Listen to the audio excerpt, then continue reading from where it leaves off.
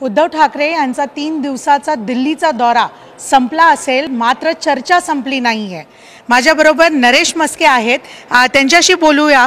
Sir, तुम्ही आज आता जे प्रेस कॉन्फरन्स घेतली, एक खूप मोठा दावा केला की उद्धव ठाकरे यांचा जो दौरा आहे ते एका क्रिमिनल म्हणजे गुप्ता बंधू यांच्याशी भेट केली आणि त्याच्या मागे खूप मोठा मोटो होता, हे असं तुमचं म्हणणं आहे।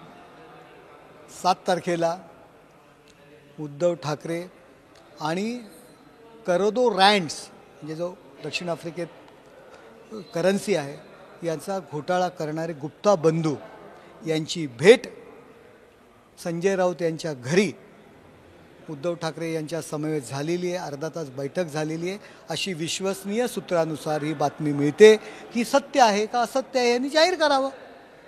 जो माणूस करोडो रुपयांच्या भ्रष्टाचारामध्ये अटक आहे, ज्याला हिंदुस्थान सरकारने सुद्धा पकडलेलं आहे, हिंदुस्थानामध्ये सुद्धा अनेक राज्यांमध्ये त्यांनी घोटाळे केलेले आहेत, त्याचे गुन्हे दाखल आहेत, असा माणूस संजय राऊत यांच्या घरी भेटतो कशाला?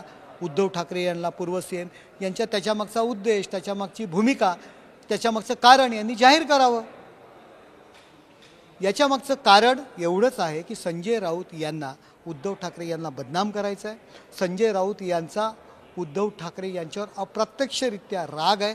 स्वतःच्या त्यांच्या भावाला त्यांनी मंत्री बनवलं नव्हतं, ज्यांना स्वतःला मुख्यमंत्री बनायचं होतं आणि ते बनता आलं नाही, आणि जे ज्यांच्या पेरोलवर आहेत अशा राष्ट्रवादीच्या नेत्याला किंवा त्यांच्या आप्त स्वकीयाला त्यांना मुख्यमंत्री बनवायचं आहे।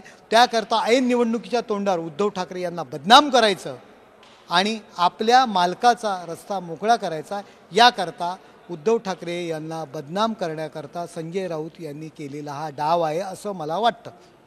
तुमचं हे म्हणणं आहे का दिल्लीच्या दौऱ्यावर जे आहे जेव्हा उद्धव ठाकरे आले ते एका क्रिमिनलला भेटले आणि जे आउट ऑफ बेल आहे आणि तुम्ही म्हणजे क्रिमिनलला का भेटणार? भेटले किंवा नाही भेटले त्यांनी जाहीर करावं ना। मला हाच म्हणजे याच्यामागचा उद्देश काय? निवडणूक फंडाकरता भेटले का? कारण मुंबईतनं कंटेनर येणं बंद झालेलं आहे मुंबईतली सत्ता गेल्यानंतर, म्हणून दिल्लीमध्ये माया गोळा करायचे का? राष्ट्रवादीला ही धमकी होती की बाबा आम्ही राहुल गांधीला डायरेक्ट भेटू शकतो का? काँग्रेसच्या नेत्यांना ही धमकी होती की आम्हाला तुमची गरज नाही आहे, आम्ही राहुल गांधींना डायरेक्ट भेटू शकतो? राष्ट्रवादी आणि काँग्रेस या दोघांना सुद्धा झुलवायचं आहे का? याच्यामागची कारणं काय ही तरी जाहीर करावी त्यांनी।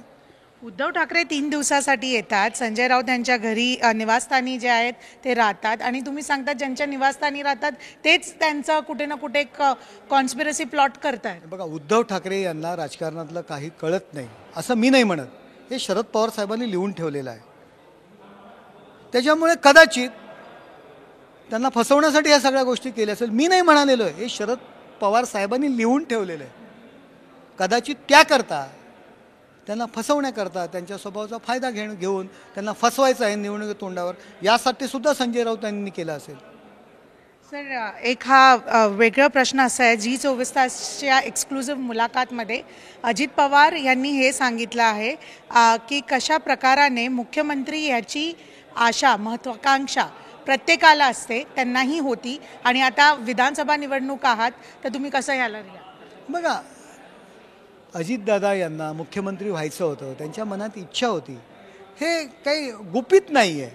आणि एखादी इच्छा असणं म्हणजे काही युतीमध्ये त्याच्यावरती खोडा वगैरे नाही आहे, मनात इच्छा होती ती त्यांनी प्रगट केली। अजितदादांचा स्वभाव आहे मनातला बोलायचा, आणि मनात इच्छा होती, त्यात काही त्यांनी चुकीचं केलं नाही, मनात इच्छा होती त्यांनी सांगितली। कारण अजितदादा असेल, देवेंद्र फडणवीस साहेब असतील किंवा एकनाथ शिंदे साहेब, ही महायुती केव्हा झाली?